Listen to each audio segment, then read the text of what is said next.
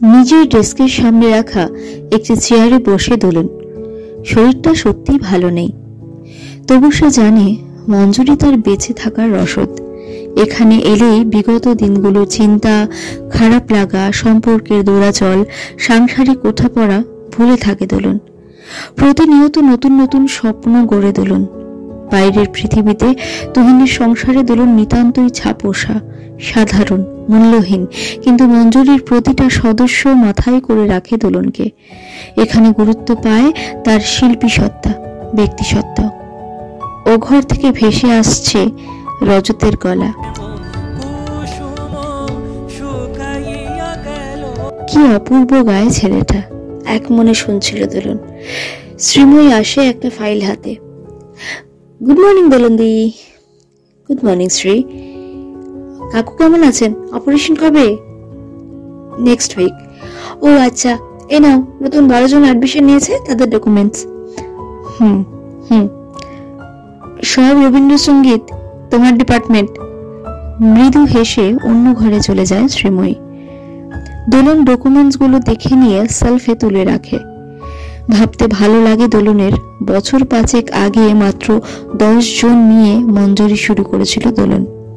আজ ছোট বড় মিলিয়ে 4টে বিভাগে মোট 92 জন শিখতে আসে হুগলি সহ আশেপাশের জেলা থেকে।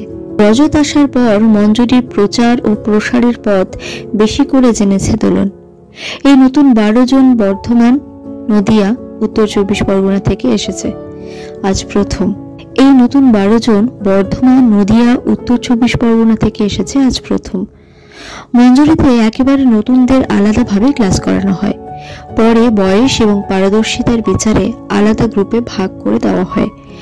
রজত মঞ্জুরিকে নতুন দিশা দেখিয়েছে। রজতকে ধন্যবাদ বলেছে অনেকবার দোলন। রজত দোলনের কাছে খুব বিনয়ী, নিজের অবদান মানতে নারাজ সে।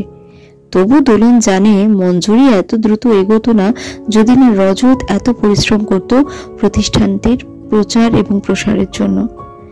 রজত এসেছিল মঞ্জুরির একজন নতুন সদস্য হিসাবে। আজ গোটা মঞ্জুরির অস্তিত্বে জুড়ে গিয়েছে মানুষটা। কি ম্যাডাম, এই শরীর নিয়ে আসতে হলো? এই অধমের উপর আজকের দিনটা ভরসা করা গেল না? আমি সামলে নিতাম না হয়। হলো দোলন। রজতকে দোলনের শরীর খারাপের কথা জানালো কে? সে তো তুহিনকেও বলেনি। ফোন করেছিল তাই না? আন্টি না তো, বেশ কয়েকদিন কথা হয়নি ওনার সাথে। ভাবছিলাম বিকেলের দিকে ফ্রি হয়ে কল করব। তাহলে জানলে কি করে আমার শরীর খারাপ? আমি তোমার চোখ পড়তে পারি দোলন। গলার স্বর নামিয়ে বলল রজত। কি মানে বলছি ম্যাডাম, আপনার যে শরীরটা খারাপ সেটা চোখ মুখ দেখে তো বোঝা যাচ্ছে। আজ নতুন কজন আছে এই বেলা। যাও, বসে আছে, ক্লাস করো। পরের ব্যাচগুলো অর্চনাদিকে বলবো, সামনে নেবে। তুমি আজ রেস্ট নিও। হুকুমের স্বরে বলল রজত। দোলন আজকাল রজতের কথা অগ্রাহ্য করতে পারে না। কি অদ্ভুত মায়া! এই সম্পর্ক কি শুধুই কলিগের, বন্ধুত্বের, নাকি আরো বেশি কিছু? তবে যাই হোক, দোলন এ নিয়ে নিজের মনে প্রশ্ন এলেও এড়িয়ে যায়। সে উপভোগ করে আজকাল রজতের মানসিক সঙ্গ। সে সমস্ত কথা আজকাল মন খুলে রজতকে বলতে দ্বিধায় ভোগে না। খুব ভালো বোঝে ওকে রজত। মনে মনে হাসে দোলন। বিধাতা তার জীবনে প্রেম সম্পর্কটা নিয়ে বড্ড জটিল গল্প লিখেছেন।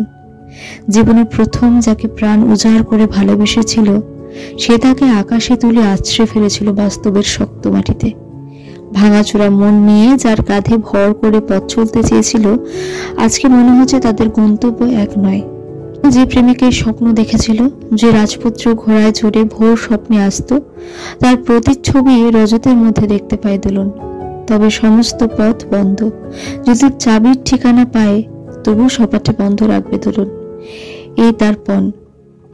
রজতকে দেখে দুর্বলতা এলে মনকে শক্ত রাখে সে। নাম কি সোনা? আমি তিন্নি। 2 বছরের মিষ্টি দেখতে মেয়েটি নিজের নাম বলল। দোলন ওর গানের ডায়েরিতে চোখ রেখে দেখল ওর ভালো নাম তন্নিষ্ঠা মল্লিক। বাহ, কি মিষ্টি নাম গো তোমার! তুমি এর আগে কোথাও গান শিখেছো? না, কিন্তু জানো আমার গান খুব ভালো লাগে। গান গাও তাহলে, আমরা শুনি সবাই। 11 জনও বেশ উৎসাহ নিয়ে তাকালো তিন্নির দিকে। মিষ্টি সরু আওয়াজে খালি গলায় গান ধরল তিন্নি। আই তবে সহচরে হাতে হাতে দড়ি দড়ি নাচিবি, গিরি গিরি গাইবি গান। সবাই হাততালি দিয়ে খুশি করলো ছোট্ট মেয়েটিকে।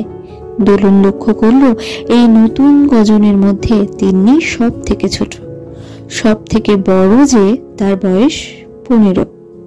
একে একে সবার সঙ্গে আলাপ করলো তাদের গানের মিস। তারপর কিছু ভোকাল এক্সারসাইজ প্র্যাকটিস করালো।